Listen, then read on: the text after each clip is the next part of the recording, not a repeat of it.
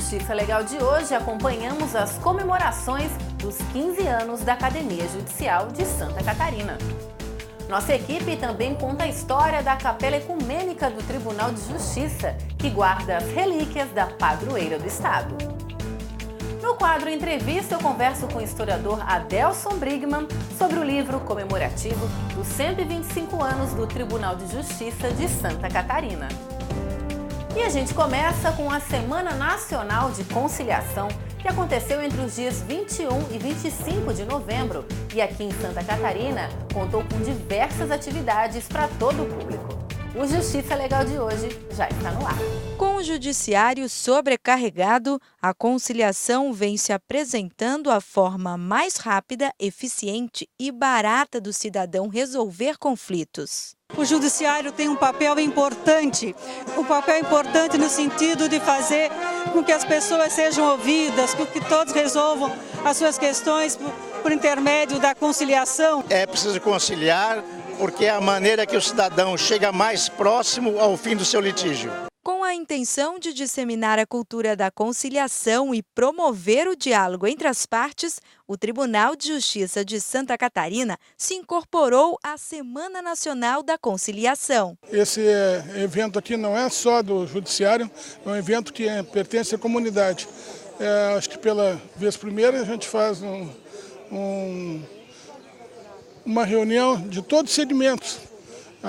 Eu acho que isso vai dar uma visibilidade bem maior para a nossa Semana Nacional de Conciliação. É uma semana de tranquilidade para a comunidade, os cidadãos virem e fazerem os seus acordos, conversarem, aprender, voltar a aprender a escutar, conversar.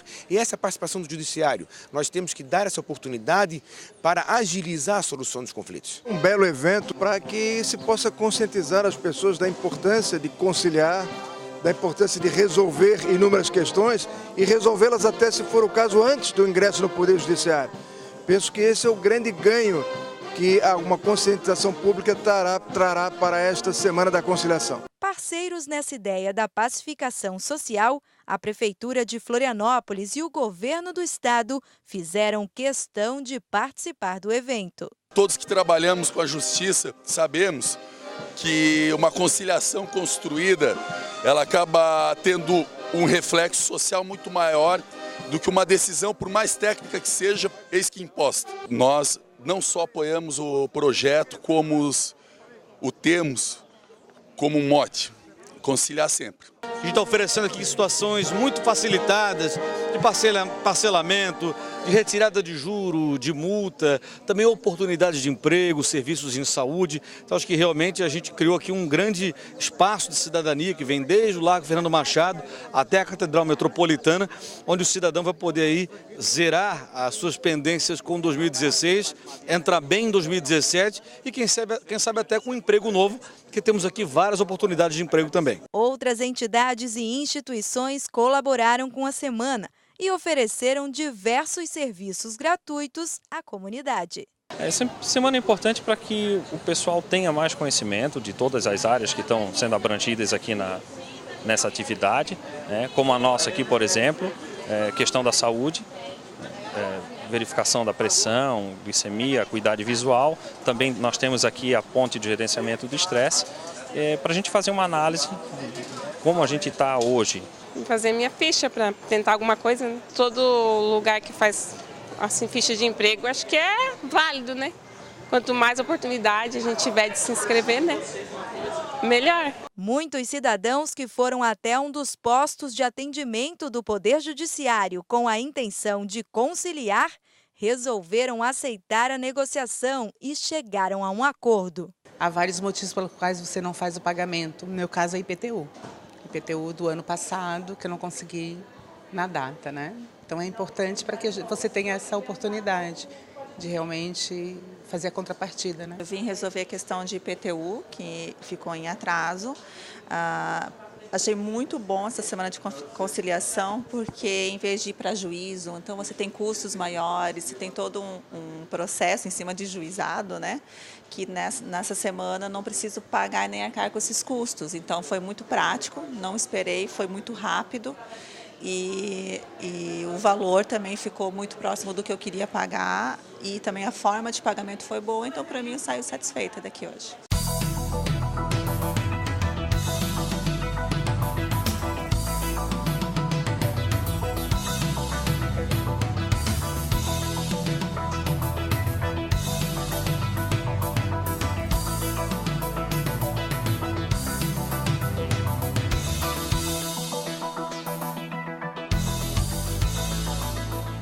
Criado em 1991, o Centro de Estudos Jurídicos do Tribunal de Justiça, que mais tarde passou a incorporar a Academia Judicial, comemorou 15 anos com vários motivos para celebrar. Entre eles, o lançamento da Galeria de Diretores e também de um e-book comemorativo sobre a data. Confira. A inauguração oficial do edifício que abriga a Academia Judicial e o Fórum Bancário da Comarca da Capital reuniu em uma solenidade em Florianópolis autoridades da área do direito e convidados especiais. Para mim é uma grande alegria porque eu tive a satisfação de ser colaborador na gestão do desembargador Carlim e de vice-diretor na administração aqui da Academia do desembargador Amaral e Silva. E agora como diretor executivo. Eu tenho um prazer, assim, uma felicidade imensa de, nesse momento tão importante, fazer parte do quadro da Academia Judicial. A Academia Judicial é um braço do tribunal, ela é responsável pelo aperfeiçoamento de todo o seu corpo de servidores, juízes. Então, eu particularmente tenho coordenado o curso de formação inicial dos novos juízes e, estando no foro bancário, onde eu trabalho no mesmo prédio da Academia Judicial, tem facilitado. As administrações do foro bancário da Academia Judicial se dão muito bem, então temos uma relação muito boa, então a questão do prédio aqui está realmente excelente.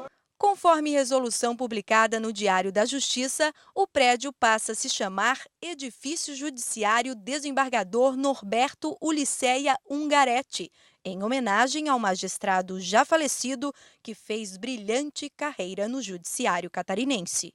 O Tribunal Pleno, por ordem unânime, inclusive com proposta do desembargador Luiz César Medeiros, houve por bem denominá-lo desembargador Norberto Ulisseia Ungaretti, catarinense ilustre, nascido no Santo Antônio dos Anjos da Laguna, ocupou vários cargos no Estado, historiador, secretário de Estado, foi secretário particular do governador Jorge Lacerda, era uma pessoa excepcional. Eu diria em linguagem jurídica que eu acuso suspeição, porque o Ungaretti era meu querido amigo, sempre foi, de longa data, foi meu diretor na Escola Superior da Magistratura, foi meu exemplo como magistrado.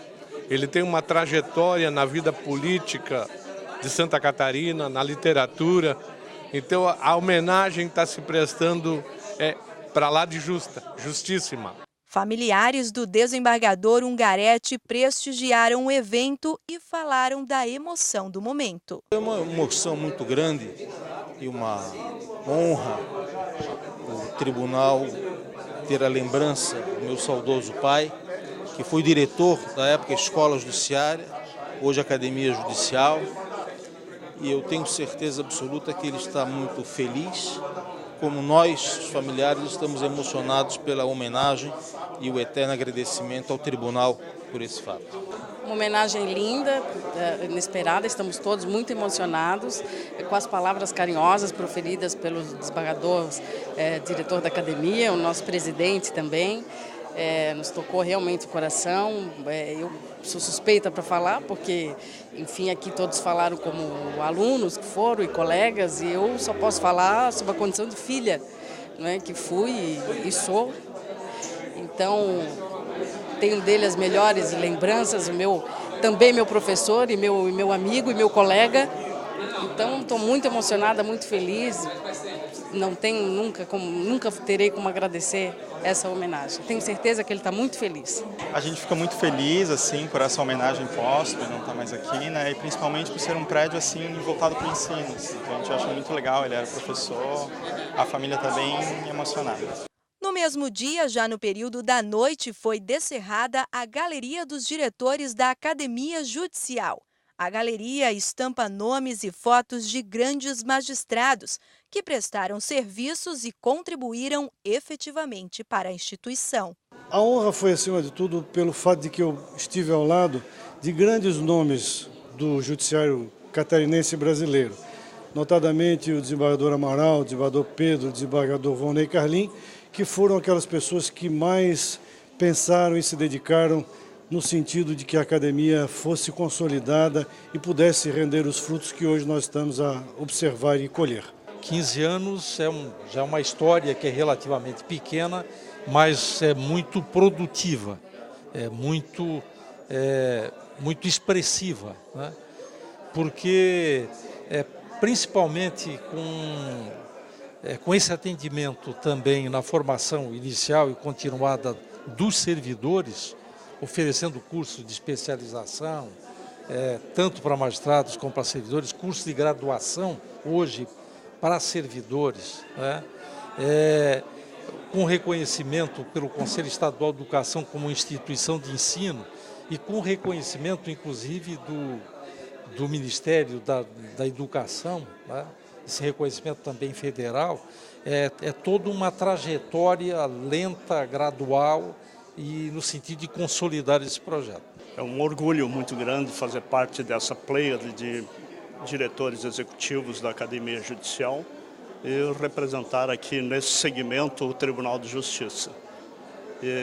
É verdade que é uma missão muito espinhosa, porque a gente acumula muitas funções, mas nós desempenhamos adequadamente e fizemos alguma coisa que pode ser considerado importante para a Academia Judicial no nosso período. Nenhum estado da federação tem o que nós temos aqui em termos de aprimoramento dos nossos magistrados. Eu fico muito feliz, estou muito contente, né, com essa oportunidade de vir aqui festejar os 15 anos, está debutando a escola hoje, né? Completando a programação que celebrou os 15 anos da Academia Judicial, um e-book comemorativo foi lançado, com artigos sobre o novo Código de Processo Civil, redigido por palestrantes do programa Novo CPC em Debate. O lançamento do e-book, na verdade, é o fechamento técnico de todo o investimento que a Academia fez no aprimoramento de todos os seus operadores e do público aberto para o novo Código de Processo Civil, que entrou em vigor esse ano. Então foram várias iniciativas que a Academia promoveu, CPC em Debates, Wikileaks, debate virtual, ou seja, uma série de iniciativas que a Academia patrocinou para preparar todos os operadores do Judiciário e fora dele para enfrentar essa particularidade do direito, que é o Código de Processo Civil, que é uma ferramenta nuclear para a atividade forense.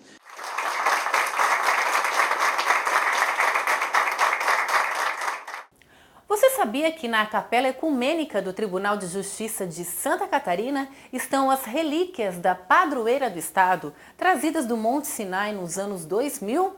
Pois a repórter Gabriela Halpe e o cinegrafista Rodrigo Quequé foram saber um pouco mais sobre essa história. Acompanhe. Localizada nas dependências da sede do Tribunal de Justiça, a Capela Ecumênica de Santa Catarina de Alexandria foi fundada em 2001, com a intenção de proporcionar momentos de paz interior, reflexão e diálogo fraterno a quem visita. Eu acredito que as pessoas que julgam, as pessoas que são julgadas, elas têm uma fé muito grande. E o espaço ecumênico, aberto a todas as religiões, a todas as crenças, eu acho que dá essa paz de espírito que é necessário, tanto para quem é julgado quanto para quem julga. Com cerca de 42 metros quadrados e espaço para 37 pessoas sentadas, a capela possui 3 altares e um ambiente agradável, segundo os mais de 1000 visitantes por ano, para oração e celebração de qualquer rito. A capela ela fica aberta ao público das 12 às 18 horas, de segunda a sexta-feira. O Museu do Judiciário é o responsável pela zeladoria, pelo funcionamento interno da capela e também coordena os eventos, as solenidades. A capela ela foi idealizada para que fosse frequentada pelos servidores, pelos magistrados e também pelo público externo, né? Que são os visitantes que vêm para conhecer a capela. E a capela foi justamente o espaço escolhido para comemorar o Dia de Santa Catarina, padroeira do estado, onde na véspera foi realizada uma oração por membros da Igreja Ortodoxa Grega aos representantes do Poder Judiciário catarinense, por manterem sob guarda a relíquia de Santa Catarina de Alexandria, trazida diretamente do Monte Sinai. Foi uma grande iniciativa e todos nós somos devotos de Santa Catarina. É o nosso estado, é a nossa santa protetora. Eu, inclusive, nasci no dia de Santa Catarina, então estou muito contente em participar desse evento, dessa cerimônia. Na ocasião, também foi realizado o translado da relíquia, um pedaço da costela da santa que foi doada ao Poder Judiciário e que, como vem acontecendo anualmente, sai do tribunal por alguns dias para que mais pessoas tenham acesso ao objeto sagrado. Só existe estado ou cidade com o nome de Santa Catarina aqui. E por isso que as relíquias vieram. E só tem relíquias de Santa Catarina aqui e lá no Monte Sinai. Conduzida pelo Monsenhor Agatanglos e pelo arcebispo Tarásios, a relíquia foi levada à Igreja Ortodoxa Grega de São Nicolau, no centro da capital, onde ficou por um dia. Após a data, a costela da Santa foi levada à Catedral Metropolitana de Florianópolis e, após 2 dias, retornou ao Tribunal de Justiça de Santa Catarina. E a gente está muito feliz por isso tudo que está acontecendo, né? A história, né? Eu acho que todo mundo precisa saber, conhecer que nós temos aqui a relíquia de Santa Catarina. A capela foi construída na gestão do presidente Xavier, né? E graças a Deus está aqui conosco, nos protegendo.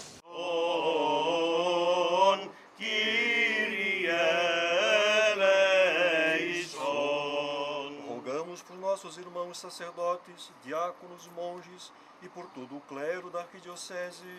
Kyrie eleison, Kyrie.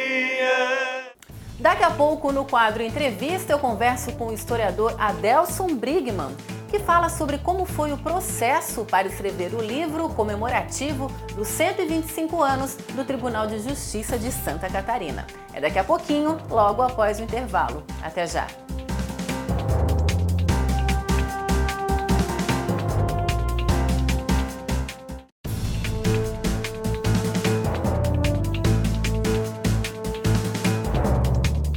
O meu entrevistado de hoje é chefe da Divisão de Documentação do Tribunal de Justiça de Santa Catarina e vai conversar comigo sobre o livro que ele escreveu sobre os 125 anos da instituição.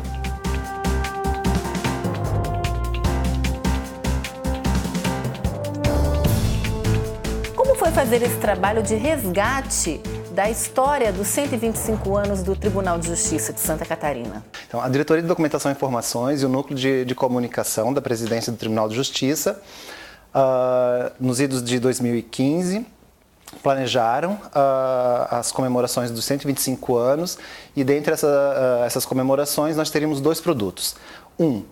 Uma série de entrevistas gravadas em áudio e vídeo e um livro sobre os 125 anos do Tribunal de Justiça. Para escrever esse livro, quais foram as referências que você utilizou?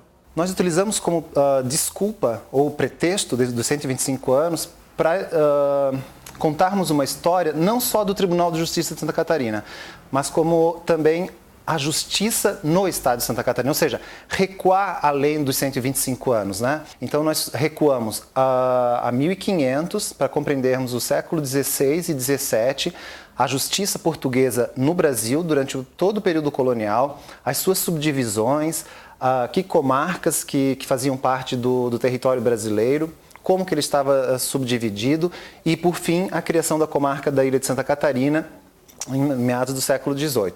E a partir daí um foco mais específico na história da justiça, da atuação da justiça em Santa Catarina. Outro ponto muito importante desse trabalho que eu destacaria é o uso das fontes. Deixamos um pouco de lado aqueles documentos oficiais, a ata de instituição de instalação do Tribunal de Justiça, e fomos para jornais do período imperial brasileiro, utilizamos mapas no período colonial, utilizamos processos judiciais do período colonial brasileiro que estão sob a guarda do Poder Judiciário de Santa Catarina, processos judiciais que tramitaram durante o período imperial brasileiro.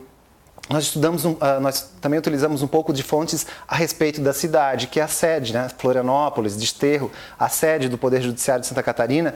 Então, utilizamos fotografias da época, relatórios dos presidentes de província. A primeira vez que um trabalho aqui no Poder Judiciário utiliza relatórios dos ministros da Justiça, relatórios dos presidentes de província. E tudo isso a gente foi construindo uma história da justiça em Santa Catarina. E outra fonte extremamente relevante, que até mesmo eu não tinha muito contato como historiador, eu sou um historiador que lida muito com o século XVIII e século XIX, tanto na graduação quanto no mestrado, foi utilizar a fonte oral, ou seja, a memória das pessoas. Então, fazia muito jus ao nome do projeto, Memórias dos 125 anos, utilizarmos memórias dos magistrados e dos servidores. Qual foi a abordagem dada na hora de se contar a história de mais de um século de uma instituição tão importante? O texto é todo voltado, tá todo voltado para o público em geral, e não só para as pessoas iniciadas ou em história ou na justiça, que sejam servidores, magistrados. Não, é para o público em geral, porque não há como, no nosso entendimento, né, do projeto Memórias, não há como dissociar a história do Poder Judiciário da história de Santa Catarina e da história do Brasil. É um livro com muito conteúdo, né, bastante conteúdo, um conteúdo de fácil leitura, de linguagem facilitada, né, eu repito, ele é para o público em geral. Claro que o público iniciado vai se surpreender, com certeza absoluta, com as informações que existem no livro, porque é um livro que traz muitas novidades, porque ele explorou uma gama de documentos que não haviam sido explorados em outros trabalhos. Ou seja, nós enxergamos agora o Poder Judiciário, a história da justiça em Santa Catarina, a partir de um outro ponto de vista, que não tinha sido explorado até então, né, com novas fontes. E tentando cada vez mais se aproximar não só da história do Poder Judiciário, não só. O que ficou claro durante a escrita do livro inteiro, do primeiro capítulo ao sexto, foi que se eu estava contando, se o meu objetivo era contar a história do Poder Judiciário, mas eu não podia esquecer que, contando a história do Poder Judiciário, eu estava contando a história dos catarinenses. Não há instituição pública que se aproxime mais do cotidiano, que entre nas casas dos catarinenses, ou seja, isso lá no século XVIII, século XIX, XX e XXI, do que o judiciário. As pessoas recorrem desde um divórcio agora, ou um problema em relação com o dono de escravos e os seus escravos, no assassinato, eles resolvem aonde? Eles resolvem no judiciário catarinense. Então, por isso que a gente se aproxima. Quando eu estudo a história do judiciário, do Tribunal de Justiça, eu me aproximo da vida das pessoas. Como funciona a divisão de documentação do Tribunal de Justiça de Santa Catarina, que você é responsável? Hoje em dia, nós estamos com essa reestruturação da divisão de documentação, que se transformou em divisão de documentação em memória do Judiciário. Então, ela lida agora com uma parte final da gestão documental. Qual seja?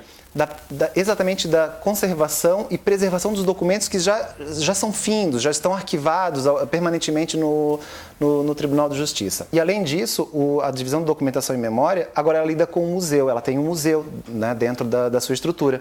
E o museu, ele tem dois grandes acervos, um que são de objetos do Poder Judiciário de Santa Catarina ao longo dos seus 125 anos e outro de documentos escritos, que vão desde o século XVIII até 1945, né? No fim do Estado Novo. Então, sob minha responsabilidade está toda essa massa documental. A gente faz transcrição, a gente faz higienização desses documentos, catalogação, acondicionamento adequado, A gente também lida com restauração de documentos e, por fim, a gente utiliza parte desses documentos para nos inspirar uma amostra de exposição, né? Uma nova exposição no Museu do Judiciário Catarinense. Você é historiador e também tem uma especialização em gestão e controle do setor público. Qual é a maior peculiaridade na hora de se cuidar de documentos públicos? Primeiro que nós temos uma responsabilidade, por lei, prevista em lei, como instituição pública, nós temos de preservar a história da instituição pública. Por quê? A história da instituição pública é a história do povo brasileiro. Então, nós temos, por lei, desde 88, nós precisamos preservar a história. Na época, nós lançamos o Diário da Justiça Eletrônico, em 2006. Ele deixou de existir em suporte papel e ele, desde o nascimento dele, ele não é impresso, ele existe apenas no mundo virtual, né? E como é que, por exemplo, como que eu acesso hoje os documentos que eu salvei em disquete na década de 90? Eu não consigo mais. O meu computador já não tem mais nem drive para o disquete. E eu tenho essa preocupação porque o Diário da Justiça é o que oficializa todos os atos do Poder Judiciário, que sejam os atos administrativos ou judiciais. Um divórcio de um casal, a indenização de uma pessoa, a promoção de um servidor, ficam todas registradas e oficializadas no Diário da Justiça. E se eu precisar disso, se eu precisar recorrer a essas informações daqui a 30 anos, como é que eu vou fazer se eu não tiver uma política de preservação de documentos eletrônicos, né, ou digitais? Então essa foi a minha preocupação durante a especialização e hoje em dia já há um movimento bastante forte dentro do Poder Judiciário de preservação desses documentos digitais. Isso é bastante importante. Então a gente não só digitaliza documentos impressos, mas alguns documentos hoje em dia já nascem apenas eletrônicos. Nós já temos o processo judicial eletrônico, o processo administrativo eletrônico, que dispensam o uso do papel. Hoje, na divisão de documentação, lido com documentos lá de 1830, da comarca de Biguaçu, que era São Miguel na época, como é que eu vou, daqui 200 anos, eu tenho que pensar, né? Quem vai me suceder como servidor, ou como historiador, sociólogo, antropólogo, daqui 200 anos, como é que ele vai acessar essa documentação que foi produzida em 2016, um processo judicial eletrônico de 2016, um processo administrativo eletrônico de 2016. Então essas preocupações, elas estão em pauta no nosso dia a dia. E para finalizar, você fala com muita paixão do seu trabalho. Se imagina fazendo outra coisa se não fosse historiador? Nunca consegui me imaginar não sendo historiador. Desde a época da faculdade, em arqueologia, trabalhei em São Paulo com arqueologia, numa consultoria científica, porque eu sempre gostei da história recuada, nunca gostei da história do presente. E isso que eu me surpreendo, porque com a minha experiência agora no Tribunal de Justiça, na escrita do livro de 125 anos, em lidar com fonte oral, eu me aproximei dessa história do presente que antes eu rejeitava, e eu me encantei por ela também. Então, e se eu for pensar mesmo, como profissional, né, que eu não poderia fazer outra coisa, talvez muito mais do que historiador, Tata, eu seja um documentalista, talvez. Muito, muito obrigado por essa entrevista. Foi ótima. Que bom, que bom. Eu que agradeço a oportunidade. O Justiça Legal de hoje fica por aqui. A gente se vê na semana que vem. Até lá.